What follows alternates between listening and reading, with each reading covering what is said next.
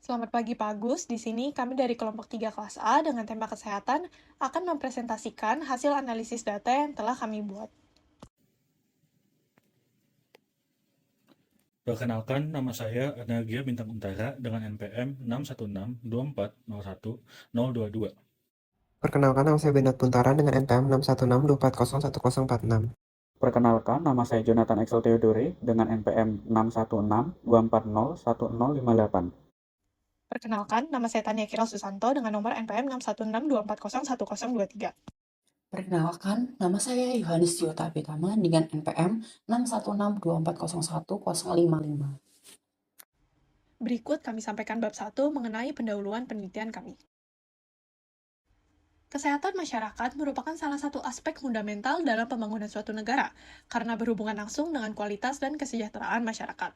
Keberadaan sarana kesehatan dan ketersediaan tenaga kesehatan di Indonesia diharapkan memiliki pengaruh yang signifikan terhadap peningkatan kesejahteraan masyarakat. Selanjutnya, kami telah menyusun beberapa rumusan masalah antara lain, yang pertama, bagaimana ketersediaan sarana dan tenaga kesehatan di Indonesia, yang kedua, bagaimana kesejahteraan masyarakat Indonesia yang diukur berdasarkan indeks kebahagiaan, jumlah presentasi penduduk miskin, yaitu perkotaan dan pedesaan, serta indeks pembangunan manusia. Yang ketiga, bagaimana keterkaitan atau korelasi antara ketersediaan sarana dan tenaga kesehatan di Indonesia dengan kesejahteraan masyarakat. Berikut ini merupakan tujuan penelitian yang kami ambil. Pertama, mengetahui ketersediaan sarana dan tenaga kesehatan di Indonesia. Yang kedua, untuk mengetahui kesejahteraan masyarakat Indonesia yang diukur berdasarkan indeks kebahagiaan, jumlah presentasi penduduk miskin yaitu perkotaan dan pedesaan, dan indeks pembangunan manusia. Dan yang ketiga, untuk mengetahui keterkaitan atau korelasi antara ketersediaan sarana dan tenaga kesehatan di Indonesia dengan kesejahteraan masyarakat. Selanjutnya, untuk manfaat penelitian, kami mengambil dua manfaat berdasarkan metodenya, yaitu manfaat metode teoritis dan manfaat metode praktis. Yang pertama, manfaat teoritis. Penelitian ini diharapkan dapat memperluas wawasan dan pengetahuan yang lebih dalam kepada pembaca mengenai pentingnya infrastruktur kesehatan yang ada di Indonesia terhadap kesejahteraan masyarakat Indonesia. Dan yang kedua, yaitu manfaat praktis. Penelitian ini diharapkan dapat memberikan gambaran nyata bagi pemerintah dan masyarakat mengenai peran sarana dan tenaga kesehatan dalam meningkatkan kualitas kesejahteraan masyarakat, serta menjadi bahan evaluasi untuk mengoptimalkan distribusi secara lebih merata. Selanjutnya ada metode statistik deskriptif. Metode statistik deskriptif yang kita pilih yang pertama ada rata-rata aritmatik yang menggambarkan tingkat pembangunan rata-rata di Indonesia. Yang kedua ada nilai maksimum yang merupakan nilai tertinggi dalam data, menunjukkan indeks pembangunan tertinggi dalam suatu provinsi. Yang ketiga ada nilai minimum menunjukkan nilai terendah dalam data, menunjukkan indeks pembangunan terendah dalam suatu provinsi di Indonesia. Kuartil 1, kuartil 2, dan kuartil 3 membagi data menjadi 4 bagian dengan jumlah yang kurang lebih sama guna memahami distribusi data dan mengidentifikasi persebaran indeks pembangunan di berbagai provinsi di Indonesia. Jangkauan interkuartil merupakan selisih antara kuartil ketiga dan kuartil pertama yang menunjukkan sebaran tengah 50% data dan membantu mengabaikan outlier. Variansi menunjukkan tingkat variasi indeks pembangunan. Standar deviasi mengukur seberapa jauh penyimpangan dari rata-rata. Koefisien variansi membandingkan ketimpangan relatif antar wilayah. Koefisien Gini mengukur ketimpangan distribusi pembangunan. Koefisien Gini bernilai antara 0 dan 1. Nilai 0 berarti pemerataan sempurna dan nilai 1 berarti ketimpangan sempurna. Data pencilan atas dan pencilan bawah. Pencilan adalah titik data yang terpaut jauh dari data lainnya. Data pencilan dapat digunakan untuk mengidentifikasi ketimpangan pembangunan yang ada pada suatu provinsi di Indonesia.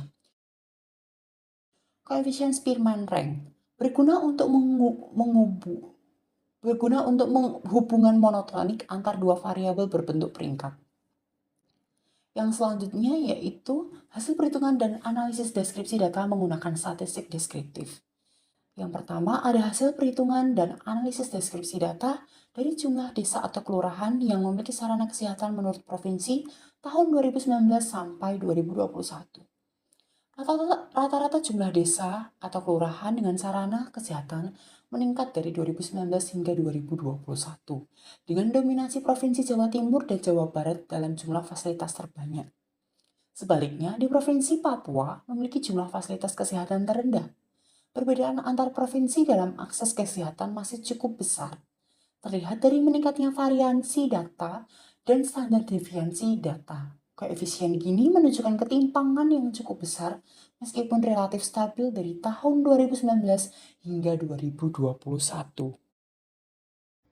Berdasarkan data yang telah kami analisis menggunakan RStudio, berikut merupakan interpretasi dari jumlah tenaga kesehatan menurut provinsi di Indonesia tahun 2023.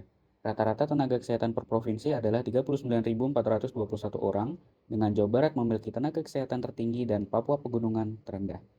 Sebagian besar provinsi memiliki angka jauh di bawah kuartil atas.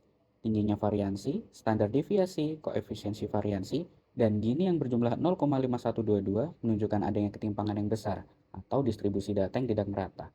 Provinsi dengan pusat ekonomi besar seperti DKI Jakarta, Jawa Barat, dan Jawa Timur memiliki tenaga kesehatan lebih banyak dibandingkan daerah lainnya. Berdasarkan data yang telah kami analisis menggunakan RStudio, berikut merupakan interpretasi dari jumlah fasilitas kesehatan. Rata-rata jumlah rumah sakit dan puskesmas meningkat secara signifikan dari tahun 2022 ke 2023. Nilai minimum naik dari 0 menjadi 74, menunjukkan adanya provinsi baru yang kini memiliki fasilitas kesehatan. Jangkauan interkuartil stabil, sementara variansi dan standar deviasi menurun, menandakan data yang lebih terpusat di sekitar rata-rata. Koefisien variansi dan koefisien Gini juga turun, mengindikasikan distribusi yang lebih merata dibandingkan tahun sebelumnya. Data pencilan tetap menunjukkan bahwa beberapa provinsi memiliki fasilitas kesehatan jauh lebih tinggi dibandingkan mayoritas provinsi lainnya. Berdasarkan data yang telah kami analisis menggunakan RStudio, berikut merupakan interpretasi dari indeks kebahagiaan dan indeks dimensi, penyusun indeks kebahagiaan menurut provinsi tahun 2017 dan tahun 2021. Indeks kebahagiaan 2021 meningkat dibanding 2017. Subdimensi sosial memiliki rata-rata tertinggi, menandakan hubungan sosial yang kuat berkorelasi dengan kebahagiaan. Kuartil dan jangkauan interkuartil menunjukkan distribusi yang normal dan relatif seragam, terutama dalam makna hidup. Variansi dan standar deviasi lebih tinggi dari indeks perasaan, mencerminkan perbedaan emosi yang lebih ekstrim dibandingkan aspek lain. Koefisien Gini dan variasi rendah pada indeks kebahagiaan, menandakan distribusi yang cukup merata. Namun, pencilan pada indeks perasaan menunjukkan adanya provinsi dengan tingkat emosi yang positif atau negatif. Berdasarkan data yang telah kami analisis menggunakan RStudio, berikut merupakan interpretasi dari jumlah persentase penduduk miskin perkotaan pada 2022 sampai 2023. Dari tahun 2022 ke 2023, rata-rata garis kemiskinan dan jumlah penduduk miskin mengalami peningkatan, sedangkan persentase penduduk miskin relatif stabil. Variansi dan standar deviasi garis kemiskinan dan jumlah penduduk miskin meningkat, sedangkan untuk persentase penduduk miskin justru menurun. Koefisien variansi untuk semua indikator menurun. Koefisien Gini garis kemiskinan dan jumlah penduduk miskin mengalami sedikit penurunan, sedangkan untuk persentase penduduk miskin meningkat. Pencilan ditemukan pada jumlah penduduk miskin di Sumatera Utara, Jawa Barat, Jawa Tengah, dan Jawa Timur, dengan nilai di atas normal, sementara pencilan bawah ditemukan di beberapa wilayah Papua. Berdasarkan data yang telah kami analisis menggunakan RStudio, berikut merupakan interpretasi dari persentase penduduk miskin perdesaan 2022 sampai 2023. Secara umum, data menunjukkan bahwa dari Maret 2022 ke September 2022 tidak terjadi perubahan yang signifikan pada indikator kemiskinan. Namun, pada Maret 2023, sebagian besar indikator mengalami perubahan yang lebih signifikan. Jangkauan interkuartil dan variansi menunjukkan peningkatan signifikan pada Maret 2023, sementara nilai minimum dari standar deviasi mengalami penurunan. Koefisien variansi dan Gini juga mencerminkan pola perubahan yang lebih jelas pada Maret 2023 dibandingkan dengan periode sebelumnya. Selain itu, data pencilan menunjukkan pola yang serupa dari Maret 2022 ke September 2022 dan kembali berulang pada Maret 2023. Berikut merupakan hasil perhitungan dan analisis deskripsi data dari jumlah dan persentase penduduk miskin menurut provinsi pada tahun 2022 sampai 2003. Data menunjukkan bahwa jumlah dan persentase penduduk miskin di Indonesia mengalami sedikit penurunan dari tahun 2002 ke tahun 2023. Jawa Timur menjadi provinsi dengan jumlah penduduk miskin terbanyak, sementara Papua memiliki persentase penduduk miskin tertinggi meskipun mengalami penurunan.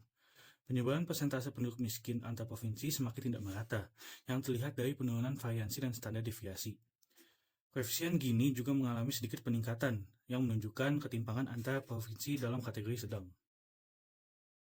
Berikut merupakan hasil perhitungan dan analisis deskripsi data dari Indeks Pembangunan Manusia atau IPM pada tahun 2020 sampai tahun 2023. Indeks Pembangunan Manusia atau IPM di Indonesia mengalami peningkatan dari tahun 2020 sampai 2023, meskipun kenaikannya relatif kecil. Penyebaran IPM antar provinsi cenderung semakin merata, terlihat dari peningkatan variansi dan koefisiensi variansi yang tetap stabil di angka 34,6%. Koefisien Gini juga mengalami sedikit penurunan, menunjukkan ketimpangan antar provinsi dalam pembangunan manusia semakin berkurang. DKI Jakarta dan Yogyakarta termasuk dalam pencilan atas karena IPM yang tinggi, sedangkan Papua masuk dalam pencilan bawah. Namun, meskipun tertinggal, Papua menunjukkan tren peningkatan setiap tahunnya.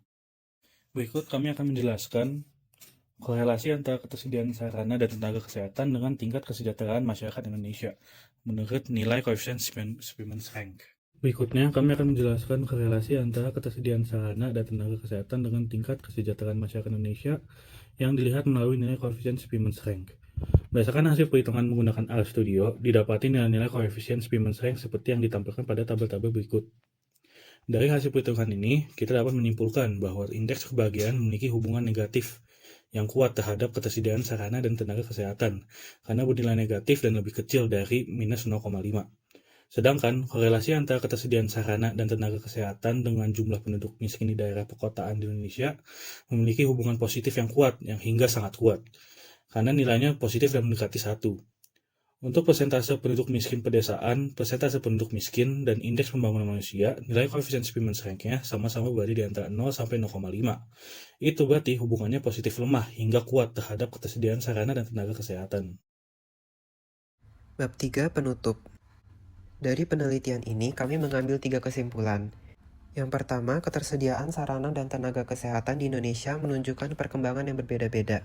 Rata-rata ketersediaan sarana kesehatan di 2019 hingga 2021 berada di kisaran 1.500 dengan variasi tinggi antar daerah, di mana Jawa Timur dan Jawa Barat memiliki jumlah tertinggi, sementara beberapa wilayah Papua masih memiliki nilai minimum 0. Jumlah tenaga kesehatan pada 2023 rata-rata mencapai 39.421 dengan distribusi yang tidak merata, di mana Jawa Barat memiliki jumlah tertinggi dan Papua pegunungan terendah. Untuk rumah sakit umum, rumah sakit khusus, dan puskesmas, rata-rata fasilitas meningkat dari 353.842 pada 2022 menjadi 357.131 pada 2023. Meskipun ada variasi besar dalam distribusi. Koefisien Gini yang relatif tinggi di semua kategori menunjukkan ketimpangan dalam distribusi sarana dan tenaga kesehatan antar wilayah di Indonesia. Lalu kesimpulan yang kedua, kesejahteraan masyarakat Indonesia mengalami peningkatan untuk setiap indikatornya. Hal ini didukung dari data indeks kebahagiaan yang menunjukkan sebuah peningkatan dari 71,47 pada tahun 2017 menjadi 72,61 pada 2021. Selain itu, persentase penduduk miskin di perkotaan juga mengalami penurunan dari tahun 2022 hingga tahun 2023. Begitu juga untuk persentase penduduk miskin di pedesaan yang mengalami penurunan dari 12,7% menjadi 11,37%. IPM juga mengalami peningkatan dari 64,86 di tahun 2022 menjadi 66,22 pada tahun 2023. Namun perlu diketahui bahwa terdapat beberapa provinsi di Indonesia yang tingkat kesejahteraan masyarakatnya masih sangat kurang dibandingkan dengan provinsi-provinsi lainnya.